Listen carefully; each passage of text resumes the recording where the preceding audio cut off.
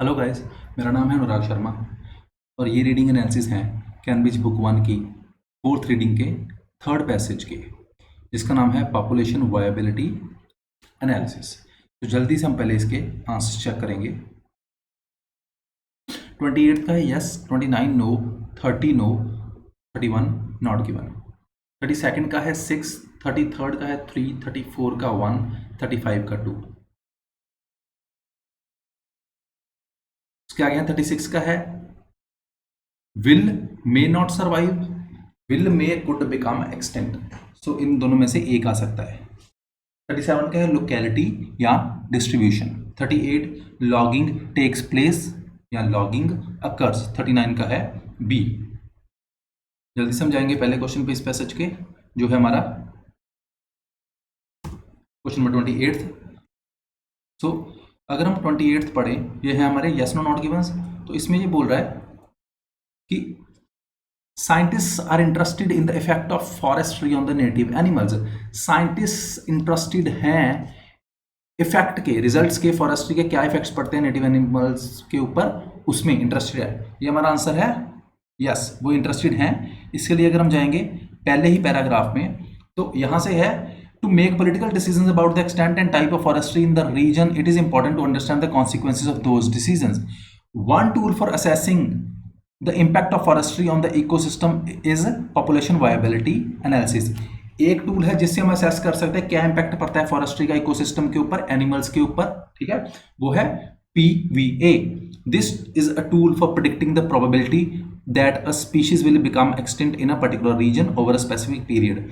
ये एक टूल ऐसा है जिससे उन्हें पता चलता है कि कितने चांसेस हैं एक स्पीशीज के खत्म होने के एक पर्टिकुलर जगह में, या कितने टाइम में वो खत्म हो जाएगी।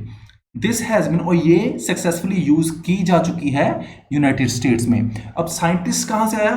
To provide input into the resources exploitation decisions, और यूएस में यूज हो चुकी हैं और उनको कुछ इनपुट भी मिला है कि रिसोर्सेज एक्सप्लॉयटेशन डिसीजंस हमने आगे से कैसे लेने, कैसे किस रिसोर्स को हमने ज्यादा मिसयूज करना है या नहीं करना, और ये असिस्ट करती है वाइल्ड लाइफ मैनेजर्स को।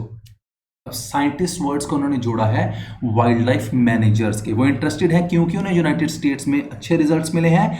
वाइल्ड लाइफ मैनेजर्स भी वही हो गए जो वाइल्ड लाइफ को मैनेज करते हैं, उसमें केमिस्ट्री, बायो, ज्योग्राफी सब कुछ आ जाता है। सो उनको टेक्निकली यहाँ पे साइंटिस्ट बोला गया है कि वो असिस्ट करेंगे, उनको भी हेल्प करती है, और ये आगे उसको चांसेस हैं कि वो ऑस्ट्रेलिया की फॉरेस्ट में भी इसे यूज करने वाले हैं। सो ये हो गया कि they are interested in PVA और द इफेक्ट्स, क्या प्रभाव पड़ते हैं फॉरेस्ट्री के इकोसिस्टम पे वो देखने में, क्योंकि उनको उसमें कुछ हेल्प मिलती है। ये आ गया हमारा पहला आंसर जो था 29th। अब 29th है PVA has been used in Australia for many years. बहुत सालों से PVA ऑस्ट्रेलिया में यूज हो रहा है, ठीक है। आंसर नो है। अभी हमने पढ़ा था कि वो प्लान कर रहे हैं, there is now enormous potential, बहुत ज़्यादा चांसेस हैं यूज करने के PVA को to assist wildlife management. अब वो हेल्प करेंगे ऑस्ट्रेलिया के साइंटिस्ट को भी इसमें देखने के लिए। सो वो अभी यूज नहीं कर रहे, वो भी यूज करेंगे। ऑपोजिट इंफॉर्मेशन आ गई, तो आंसर हमारा आ गया नो। उसके बाद है हमारा 30th, a species is said to be extinct when the only one individual exist. जब एक इंडिविजुअल बच जाता है एक प्रजाति का, तो तब माना जाता है कि स्पीशीज जो हैं, वो प्रजाति जो है वो खत्म हो चुकी है। आंसर नो है, नहीं। A species become extinct when the last individual die. अब यहां पे ऑपोजिट आ गया कि नहीं, जब आखिर वाला भी मर जाता है तभी उसको एक्सटिंक्ट माना जाता है। यह आ गया हमारा आंसर नंबर 30th। 31 है extension is a naturally occurring phenomena. Extension जो है नेचुरली अकरिंग फिनोमेना है, वो नेचुरली होती है। आंसर नॉट गिवन है। कैसे? Species become extinct when the last individual dies, this observation is a useful starting point. अब जब एक्सटेंशन हो जाती है, कह रहे हैं इससे हम एक ऑब्जर्वेशन कर सकते हैं, ये एक स्टार्टिंग पॉइंट है जिससे हम डिस्कस कर सकते हैं कि एक्सटेंशन होती कैसे है। वो उसमें लक का कोई है या चांस होता है in the extension process. To make a prediction about extension we need to understand. अभी वो यहाँ पे क्या कह रहा है कि हमें समझने की जरूरत है एक्सटेंशन कैसे होती है। उसने कुछ भी नहीं दिया कि whether that is a natural phenomena और अ मैन मेड फिनोमिना और आर्टिफिशियल फिनोमिना। सो अभी तो वो समझ रहे हैं उस चीज को। So answer naturally not given हो जाता है, उसकी इंफॉर्मेशन नहीं दी कि वो कौन सा फिनोमिना है। ये आ गया हमारा आंसर नंबर 31। अब है हमारे 32 टू 35। तो ये है sort of list of heading. इसमें हम जाएंगे पैराग्राफ ए का जो लिस्ट ऑफ हेडिंग है वो है 6, haphazard nature of reproduction. Haphazard random, कुछ भी जब फिक्स ना हो, रैंडम अचानक से कुछ भी नेचर हो सकती है रिप्रोडक्शन की, रिप्रोडक्शन टू गिविंग बर्थ और समथिंग लाइक दैट। सो ये है 32 पैराग्राफ ए। हाँ, बी पार्ट में है पैराग्राफ ए।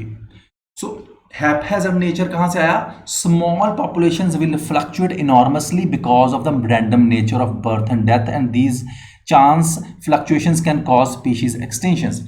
अब वो कहता है कि कई बार क्या होता है कि स्मॉल पॉपुलेशंस भी बहुत ज्यादा बढ़ सकती हैं क्योंकि इसकी क्या रैंडम नेचर है, डेथ और बर्थ की, रिप्रोडक्शन की, and these chance fluctuations can cause species extension. और इसकी वजह से स्पीशीज कई बार एक्सटेंट भी हो जाती हैं, मतलब एकदम से पॉपुलेशन बढ़ जाएगी, एकदम से कम हो जाएगी। सो ये आ गया हमारा हैपहैज़र्ड का था यहाँ पे रैंडम नेचर। ठीक है, ये था 32। अब हमारा 33 पैराग्राफ बी, जिसका है third, an imbalance of sexes.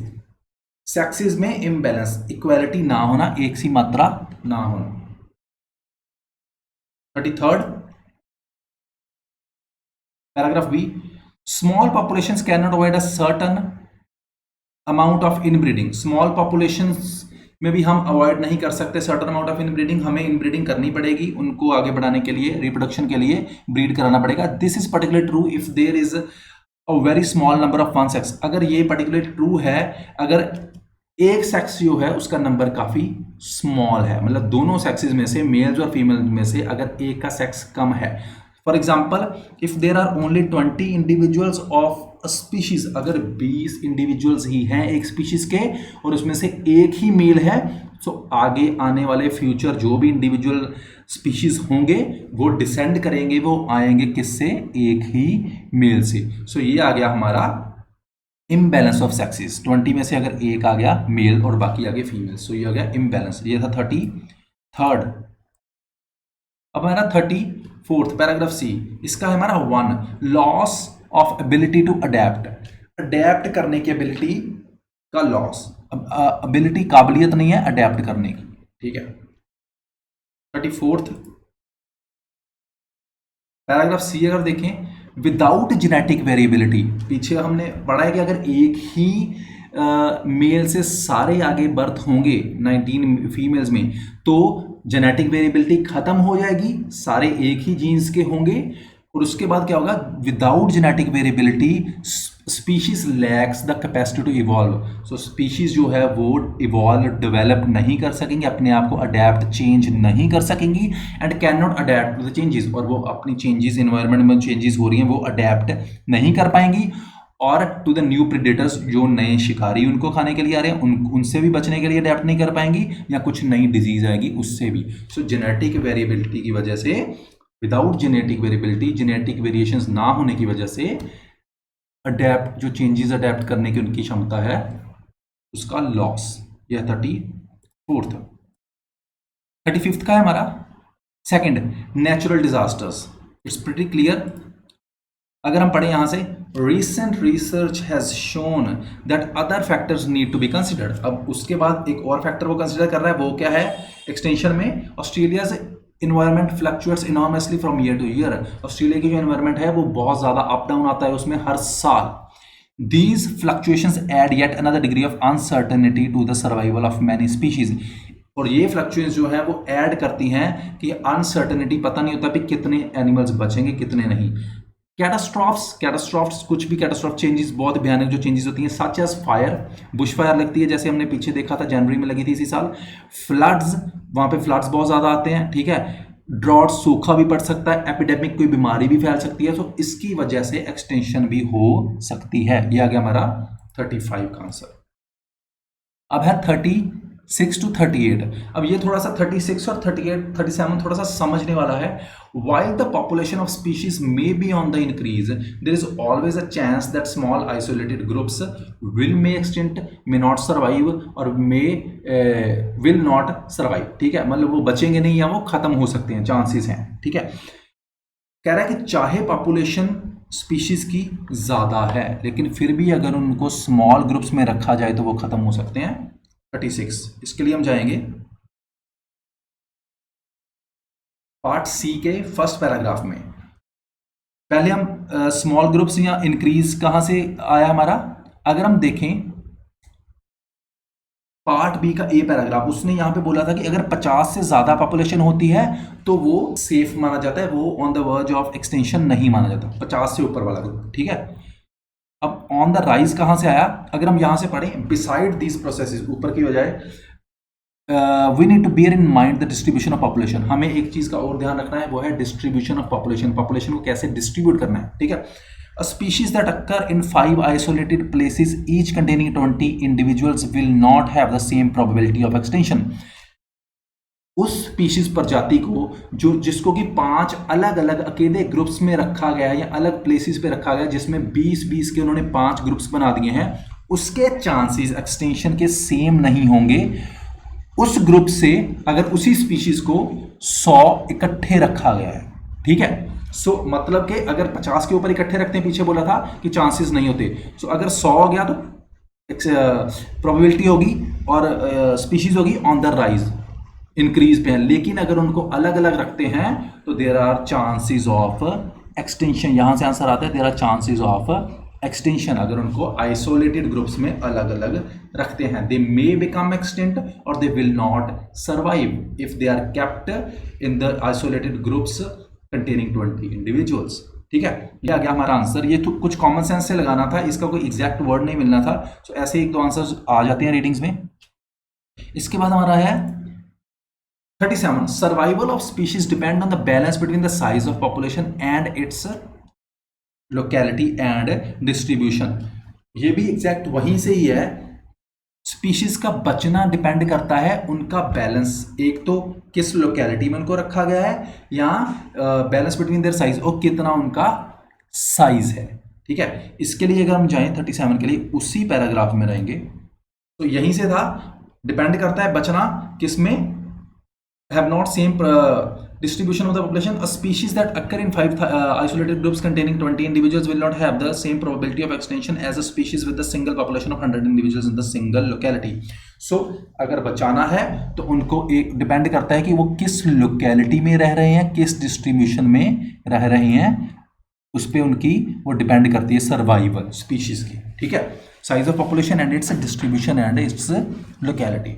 अब उसके बाद आ गया the likelihood that animals which live in forests will become extinct is increased when logging takes place या और logging occur। चांसेस होते हैं कि एनिमल जो है वो फॉरेस्ट में वो खत्म हो जाएंगे अगर ज्यादा दरख्त काटे गए। 38, इसके लिए हम जाएंगे in the very last paragraph जो था हमारा पार्ट सी का। वेयर लॉगिंग अकर्स, लॉगिंग यहां पे बताया गया है cutting down of forest for timber, wood के लिए फॉरेस्ट को काटना। Forest depending creatures in that area will be force to leave. अगर दरख्त काट देंगे तो फॉरेस्ट पे जो डिपेंड करते हैं क्रिएचर्स वो फोर्सफुली उनको वहां से जाना पड़ेगा। Ground dwelling herbivores may return with in a decade. हो सकता है कि जो ग्राउंड पे रहने वाले जंगल में जो हर्बीवोर एनिमल्स हैं वो एक डेकेड में वापस आ जाएं। However the animals which live on trees, लेकिन जो ट्रीज पे रहते हैं may not recover to pre logging, logging से पहले जितनी उनकी थी डेंसिटी, जितनी उनकी पॉपुलेशन थी, वो 1 सदी तक शायद उसको रिकवर ना कर पाए। It is therefore a scientific fact that increasing the area that is loaded in any region will increase the probability that forest dependent animals will become extinct। So अगर logging ज़्यादा होगी तो forest depending animals जो हैं वो extinct हो जाएंगे। यही था हमारा आंसर, अगर logging होगी तो चांसेस है कि forest dependent animal जो है वो extinct हो जाएंगे। अब हमारा question number 39, an alternative heading for the passage could be, एक इसके अलावा ऑल्टरनेटिव हेडिंग क्या हो सकता है, influential factors in assessing survival probability. Influential factors, प्रभावित इफेक्टिव फैक्टर्स असेसिंग सर्वाइवल, कैसे बचाया जा सकता है या कैसे असेस करना कि सर्वाइवल प्रोबेबिलिटी चांसेस उनके कैसे हैं, अलग अलग फैक्टर्स को उन्होंने डिस्कस किया है। तो डेफिनेटली उन्होंने अलग अलग फैक्टर्स को डिस्कस किया है। अगर हम देखेंगे पार्ट ए से, ठीक है, पहले उन्होंने यहां से डिस्कस करना शुरू किया कि it depends on the individual reproduction. पहले तो रिप्रोडक्शन जो है वो फिक्स नहीं है। दूसरा, अगर एक ही जेनेटिक वेरिएबिलिटी नहीं होगी तभी, ठीक है, यहां से जेनेटिक वेरिएबिलिटी आ गई। उसके बाद आ गया क्लाइमेटिक चेंजेस, उसके बाद आ गया हमारा कटिंग ऑफ ट्रीज। सो अलग अलग इन्फ्लुएंशियल फैक्टर्स उन्होंने डिस्कस किए हैं जिससे सर्वाइवल चांसेस जो हैं उनको पता चलते हैं, वो उन्होंने डिस्कस किए। सोल्यूशंस किसी के नहीं थे, जस्ट डिस्कस किए हैं, यहाँ इसकी वजह से जो है वो खत्म होने के चांसेस हैं। तो ये हो गया हमारा क्वेश्चन नंबर 39, ठीक है। और ये हो गया हमारे इसी के साथ एनालिसिस कैम्ब्रिज बुक 1 के 4 एकेडमिक रीडिंग्स के कंप्लीट। अगर आपको कोई भी डाउट आता है guys, please let me know, please tell me your reviews about my analysis and comment करके जरूर बताइएगा क्या चेंजेस मैं कर सकता हूं इसमें। अगर आपको कुछ डाउट आता है, कुछ समझ नहीं आता, so please let me no without hesitation. Thank you very much guys.